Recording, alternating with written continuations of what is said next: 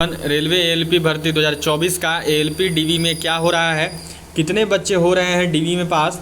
50% ने ALP DV छोड़ दी है क्या, सेकेंड डीवी क्या, फिफ्थ डीवी भी आएगी इस हिसाब से, किस डॉक्यूमेंट में बच्चे को रिजेक्ट कर रहा है, क्या अपडेट है पूरा आपको बताएंगे।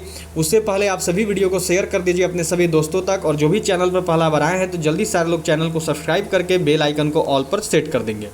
तो देखिए एएलपी डीवी शुरू हो चुका है, अलग अलग जोन का अलग अलग टाइम पर स्टार्ट हुआ है, जिसमें कुछ जोन का लगभग अक्टूबर में शुरू होकर अक्टूबर में ही ख़त्म हो रहा है जो छोटे जोन है, कुछ का अक्टूबर में शुरू होकर नवंबर में ख़त्म हो रहा है, और कुछ का अक्टूबर में शुरू होकर दिसंबर में ख़त्म हो रहा है। ठीक है, इतने बड़े बड़े जोन है जिनका लगातार डीवी अब चल रहा है। तो इसी एएलपी डीवी में अगर बात करें तो बहुत सारे जोन पे शुरू हो चुका है, जैसे रांची में, आपका भुवनेश्वर, ये सब में, और भी बहुत सारे जगहों पर आपका डीवी शुरू हो चुका है। तो अब डीवी में क्या हालत है, क्या हो रहा है, बच्चों का अटेंडेंस कैसा है, कितने बच्चे पास हो रहे हैं, किसमें बच्चों को रिजेक्ट कर रहा है, कहाँ दिक्कत आ रहा है, पूरा आपको बताने वाले हैं। तो चलिए वीडियो को शुरू करते हैं। उससे पहले आपसे वीडियो को शेयर जरूर कर दीजिएगा। तो अभी देखिए अलग अलग जोन का एएलपी डीवी स्टार्ट है।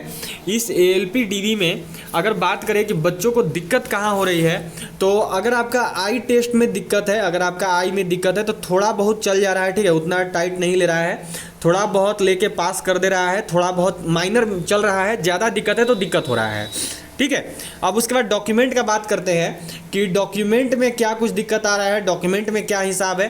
तो डॉक्यूमेंट देखो, आपका जो जो डॉक्यूमेंट है, जैसे में आपका 10th का पूरा ओरिजिनल लेके जाना है आपको, साथ में 2-2 सेट कॉपी भी ले लेना है।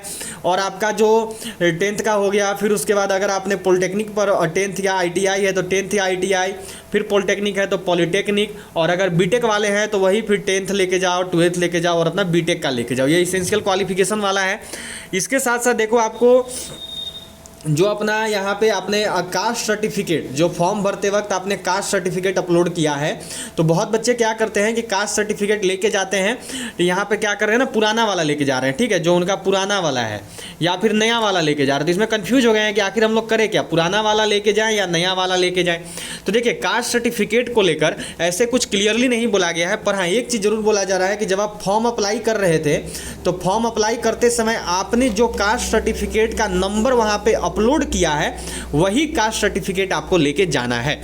ठीक है, कास्ट सर्टिफिकेट आपको वही वाला चलेगा, ये नहीं कि नया वाला ले लिए या उससे पहले वाला कोई ले लिए, वो नहीं चलेगा। आपने फॉर्म भरते वक्त जो कास्ट सर्टिफिकेट अपलोड करा है वही कास्ट सर्टिफिकेट आपको लेके जाना है, वही नंबर वाला, मिसमैच नहीं होना चाहिए, नहीं तो फिर आपको वो रिजेक्ट कर देंगे। ठीक है, ये चीज़ आपको ध्यान में रखनी है।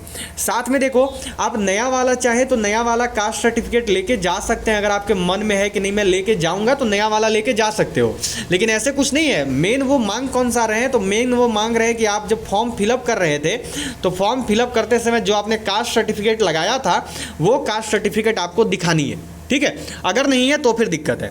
अब देखो बहुत लोग परेशान होते हैं कि स्टेट वाला लेके जाएं या सेंट्रल वाला लेके जाएं। तो देखिए सेंट्रल वाला आपको लेके जाना है SC को, ST को और OBC को, क्योंकि बहुत सारे राज्य में अलग अलग लोग अलग अलग जाति से आते हैं, अलग अलग कैटेगरी से आते हैं, तो इसीलिए सेंट्रल वाला आपको लेके जाना है, SC ST OBC को अपना अपना कास्ट सर्टिफिकेट। अब अगर यहाँ स्टेट वाली बात करें तो आपकी कोई दिक्कत नहीं है, आपकी जो है यहाँ पे तहसीलदार से बना हुआ, CO से बना हुआ, SDO से बना हुआ, SDM से बना हुआ, कोई भी चलेगा। अगर आप EWS में हो तो EWS में कास्ट या सेंट्रल से कोई मतलब नहीं है, स्टेट से कोई मतलब नहीं है, स्टेट या सेंट्रल से आपका कास्ट सर्टिफिकेट बस होना चाहिए, क्योंकि EWS सब जगह एक है। लेकिन अगर यहाँ पर बात करेंगे OBC SC ST का तो इनको सेंट्रल वाला चाहिए, SDO SDM DC, ये सब अपर रैंक से बना हुआ, मजिस्ट्रेट, ये सबसे। ठीक है, इसके साथ साथ आपको यहाँ पर CBT 1 का एडमिट कार्ड, CBT 2 का एडमिट कार्ड और CBT 3 का एडमिट कार्ड लेके जाना है।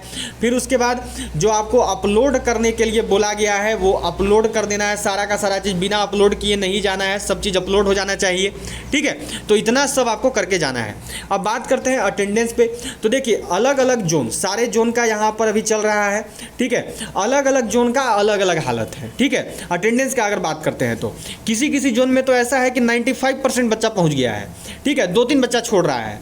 अच्छा, किसी किसी जोन में ऐसा भी है कि 80% आ रहा है, किसी जोन में 60% आ रहा है, और किसी जोन में यहाँ तक भी बच्चे बोले हैं कि सर आधे बच्चे तो आए नहीं थे, 50% आ रहे हैं। तो अलग अलग जोन का हालत अलग अलग है, सारे जोन पे एक ही हालत नहीं है।